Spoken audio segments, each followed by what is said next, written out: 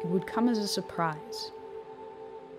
The secure communication system transmitting to the Ohio-class U.S. submarine fleet would be the first to receive the command. Patrolling both the Atlantic and Pacific Oceans, they are undetected.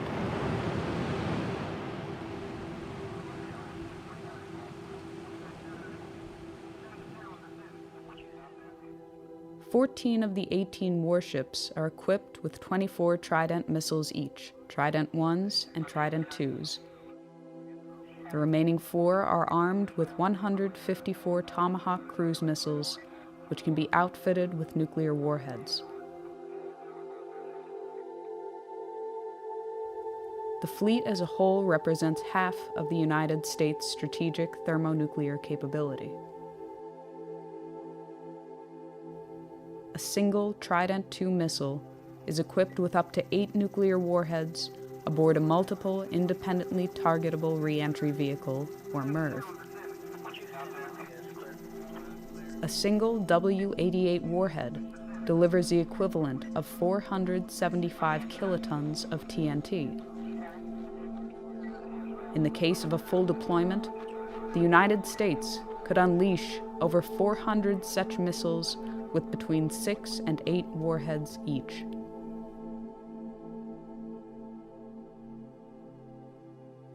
From the time of launch, it can take less than 10 minutes for an SLBM to reach its target, or as little as 5 minutes if it is flown on a depressed trajectory. This allows a very short margin for reaction.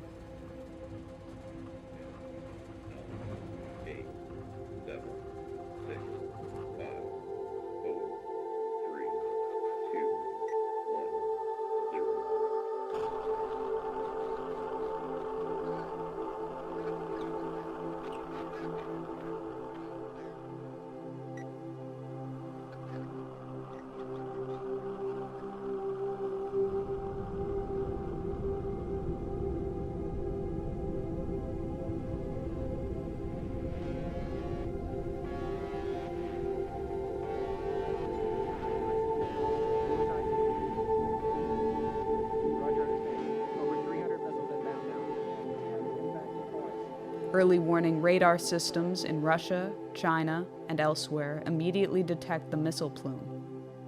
They can determine the trajectory and intended target of the missiles. Minutes fracture into seconds. This is not a test. This is not scheduled.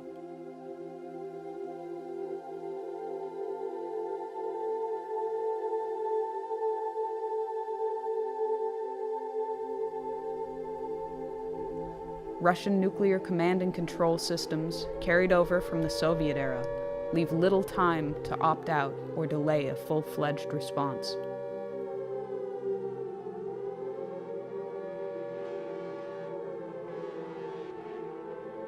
Within 50 seconds, the missile has peaked above the Earth's atmosphere. It reaches its top speed. The engine drops off. The bus releases multiple warheads as well as decoys. The radar systems on the ground are overwhelmed and unable to differentiate the two when they are in post-boost phase. Re-entering the atmosphere, the decoys burn off, and the warheads enter their terminal phase.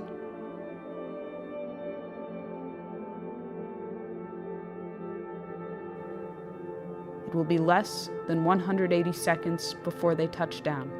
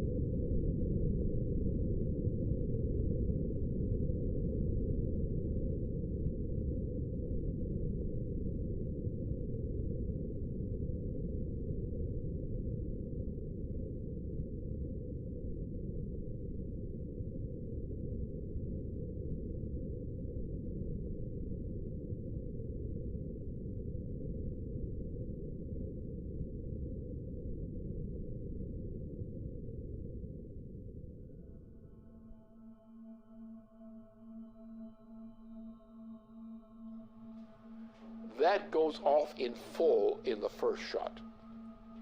Now you have in the submarines, you have the warheads you have not yet discharged. Those go along the way as a second wave. After that, you're pretty much out of weapons. After which, most everybody is dead. Most logistical systems are dead, non-functional. You have a situation where the effect of this kind of firing creates a continuing effect which may go for several years. Now, instead of having one bomb, which is really it's a nuclear super bomb with thermonuclear implications. Now, imagine you have the same kind of thing or less, and you have not one big bomb. You have a whole barrage of such things. The exchange involves Russia. It involves China, which has a very significant thermonuclear arsenal. It implicitly involves India. It involves the United States. It involves the extermination virtually of Western Europe.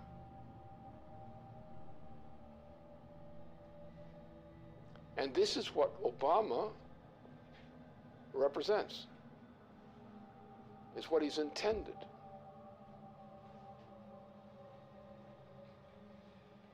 This is the end of civilization.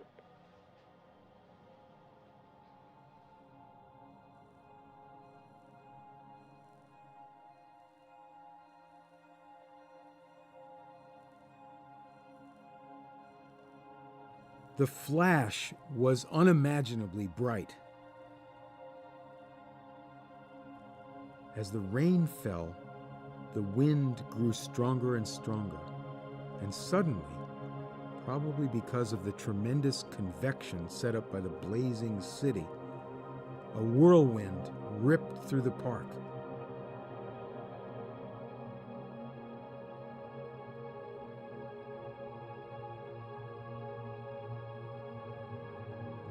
They all felt terribly thirsty, and they drank from the river. At once they were nauseated and began vomiting, and they retched the whole day. Others were also nauseated, probably because of the strong odor of ionization and electric smell given off by the bomb's fission. It was very crowded, and to distinguish the living from the dead was not easy, for most of the people lay still with their eyes open. You reached down and took a woman by the hands, but her skin slipped off in huge glove-like pieces.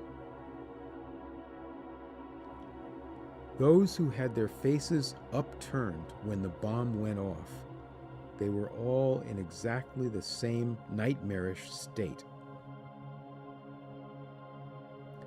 Their faces were wholly burned. Their eye sockets were hollow. The fluid from their melted eyes had run down their cheeks. Their mouths were mere swollen, pus-covered wounds, which they could not bear to stretch enough to admit the spout of a teapot.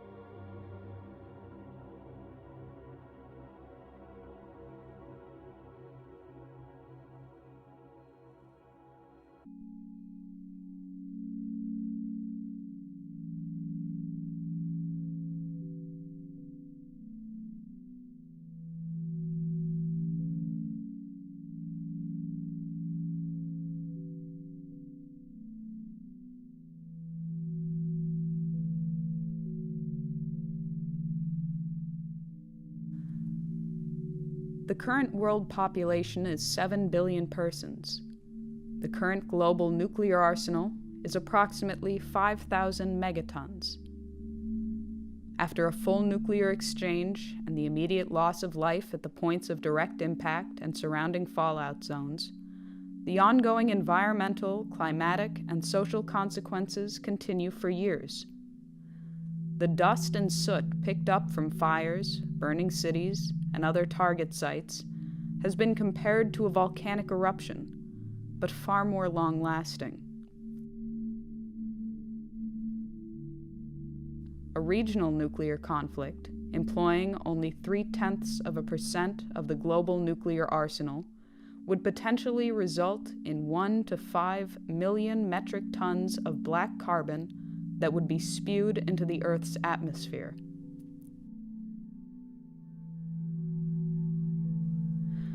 A spring or summer attack, or an attack in the extended region of the subtropics, would inevitably cause the smoke injections to heat, absorbing shortwave radiation, and to rise.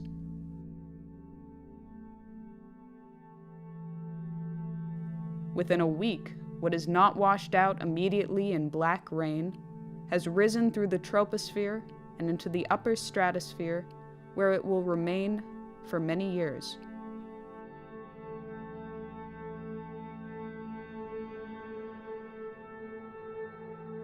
The smoke cloud and the absorption of residual particles plunges global surface temperatures.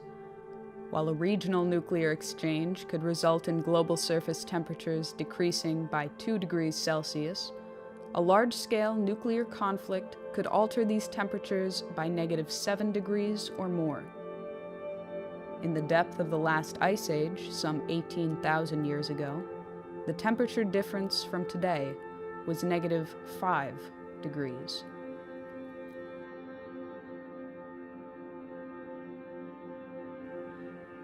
Famine for billions of people far from the target zones would be the result of a -2 degree change. Growing seasons would be shortened by nearly 3 weeks, wiping out crops. A change in 5 degrees would sufficiently ruin Canadian agriculture entirely. If world grain reserves were not destroyed in the initial exchange, reserves would last for 71 days, with little, if any, means of transportation.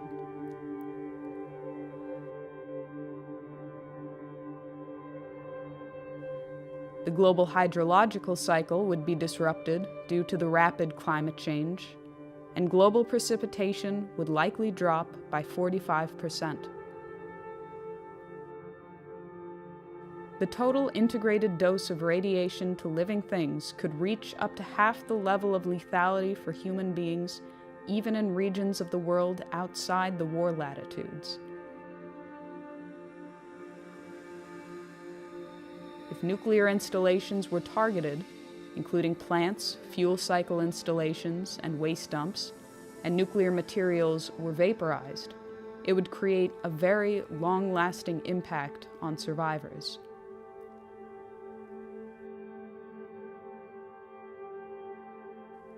These are only the projected consequences, but it has been said that the effects of a nuclear war that cannot be calculated are just as important as those for which estimates exist.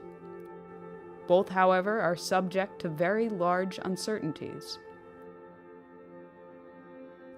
These estimated consequences have, so far, survived the scrutiny of scientists in the East and West for the past 30 years.